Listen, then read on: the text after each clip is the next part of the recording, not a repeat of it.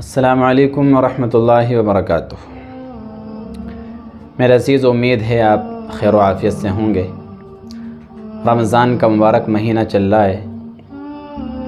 قرآن کریم میں اللہ تعالیٰ فرماتے ہیں یا ایھا الذین آمنوا کتب علیکم الصیام کما کتب علی الذین من قبلکم لعلکم تتقون، کہ ایمان والو، ہم نے صرف تمہارے اوپر روزے فرض نہیں کیے، تم سے پہلے بھی جتنی امتیں دنیا کے اندر گزری ہیں سب کے اوپر روزہ فرض تھا۔ اور روزے کا مقصد کیا ہے؟ اللہ کہتے ہیں لعلکم تتقون، تاکہ تمہارے اندر تقوی پیدا ہو جائے۔ روزہ رکھنے سے میرے دوست و عزیزو تقوی پیدا ہوتا ہے، لیکن یہ تب ہی جب روزہ بھی ہو۔ روزے کو پورے اس کے حقوق کے ساتھ، آداب کے ساتھ اگر رکھا جائے گا تو پھر انشاءاللہ روزے کی برکت سے زندگی میں تقوی پیدا ہوگا۔ تقوی کس کو کہتے ہیں؟ گناہوں سے بچنا، اللہ تعالیٰ کا ڈر اور اللہ تعالیٰ کا خوف دل کے اندر پیدا ہونا۔ اس لیے روزے کو رکھیں تو اس کے آداب کے ساتھ، گناہوں سے بچا کر۔ روزہ یہ صرف پیٹ کا نہیں ہوتا، ہاتھوں کا بھی روزہ ہوتا ہے، پیروں کا بھی روزہ ہوتا ہے، زبان کا بھی ہوتا ہے، کان کا بھی ہوتا ہے، آنکھ کا بھی ہوتا ہے، ہر چیز کا روزہ ہے۔ تو ہر چیز کو گناہوں سے بچانا، جب ہر چیز کو گناہوں سے بچا کر روزہ رکھیں گے تو پھر انشاءاللہ زندگی میں تقوی پیدا ہوگا۔ ایک حدیث میں اللہ کے رسول صلی اللہ علیہ وسلم نے ارشاد فرمایا کہ اپنے آپ کو کھانے پینے سے روکنے کا نام روزہ نہیں ہے، روزہ نام ہے اپنے آپ کو گناہوں سے بچانے کا۔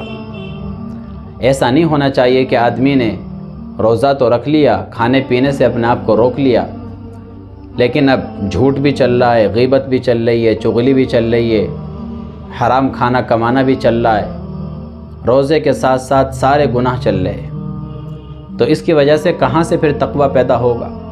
تو صرف کھانا پینا چھوڑنے کا نام تقوی نہیں ہے، بلکہ اپنے آپ کو گناہوں سے بچانا، یہ ہے اصل تقوی۔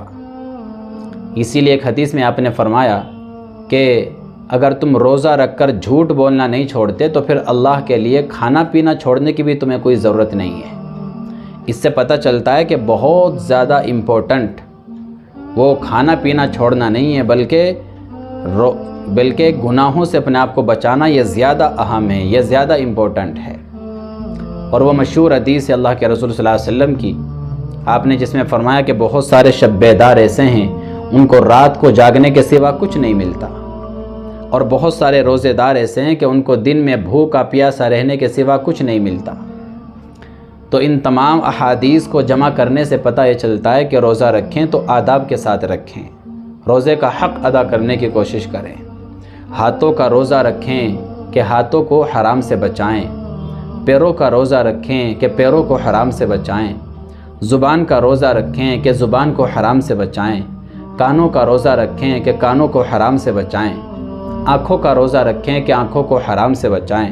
پورے وجود کو حرام سے بچانا، گناہوں سے بچانا، اور اپنے آپ کو گناہوں سے بچا کر اگر ہم روزہ رکھیں گے تو پھر انشاءاللہ یہ روزہ ہماری زندگی میں تقوی پیدا کرے گا۔ اور آج کا زمانہ میرے دوست و عزیزو انٹرنیٹ کا دور ہے، انٹرنیٹ کا زمانہ ہے۔ بہت سارے ہمارے بھائی ہیں، نوجوان ہیں جو انٹرنیٹ کا غلط استعمال کرتے ہیں۔ تو ان سے گزارش ہے، درخواست ہے، کم از کم رمضان کے مبارک مہینے کے اندر یا تو انٹرنیٹ کو بند کر دیں یا کم کر دیں، اور سب سے بہتر یہ ہے ایک تو کم استعمال کریں اور دوسرے اس کا صحیح استعمال کریں۔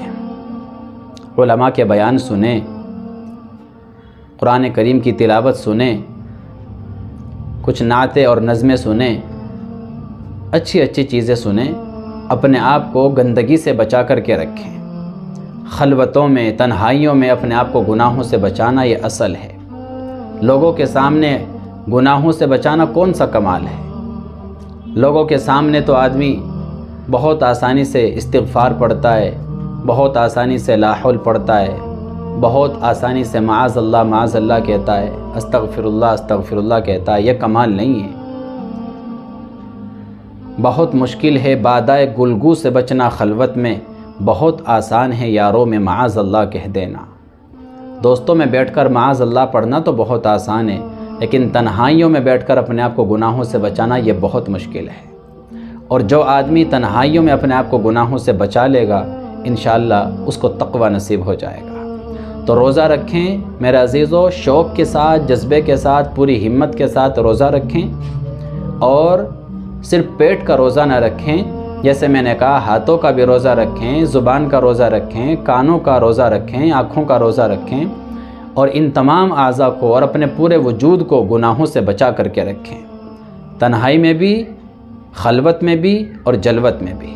اگر اس طریقے سے گناہوں سے بچا کر روزہ رکھیں گے تو پھر دیکھیں انشاءاللہ زندگی میں کیسے تقوی پیدا ہوتا ہے، اور یہ آپ کا روزہ پورے سال پر کس طریقے سے انشاءاللہ اثر ڈالتا ہے۔